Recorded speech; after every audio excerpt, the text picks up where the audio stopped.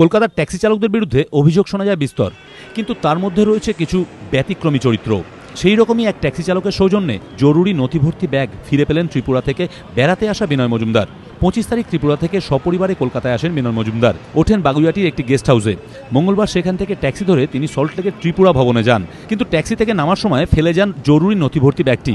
বিকেলের দিকে পেছনের সিটে ব্যাগটি চোখে পড়ে ট্যাক্সি চালক হরিন্দর রামের। ব্যাগের মালিকের খোঁজে সারাদিন হন্য হয়ে বিভিন্ন স্ট্যান্ডে ঘোরেন হরিন্দর। শেষে বুধবার সকালে তিনি সোজা চলে যান বাগুইয়াটির ওই গেস্ট হাউসে। খোঁজ মেলায় ব্যাগের মালিকের।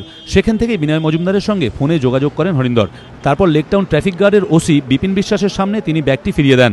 ত্রিপুরার বাসিন্দা বিনয় মজুমদার জানিয়েছেন, ব্যাগে ভোটার আই কার্ড সহ বহু নথি ছিল, যা হারিয়ে তাঁর ত্রিপুরায় ফেরা নিয়েই সংশয় তৈরি হয়েছিল।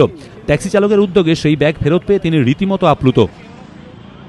আমি সারাদিন অনেক খুঁজেছি, অনেক ট্যাক্সির সঙ্গে কথা বলেছি, অনেক ট্যাক্সি স্ট্যান্ডে গিয়েছি। ভদ্রলোক ট্যাক্সি ড্রাইভার উনি ট্রাফিক পুলিশের সহায়তা নিয়ে আমার সঙ্গে যোগাযোগ করে আমাকে মানবতার উদাহরণ দেখিয়ে জিনিসটা ফিরিয়ে দিয়েছেন। আমি বিকালবেলা দেখছি কালো রঙে একটা ব্যাগ পড়ে আছে। তারপরে আমি সাহস পেলাম না কাউকে বলতে। তারপর খুঁজেছি লোকে, উনিকে কোনো ফোন নম্বর পাইনি।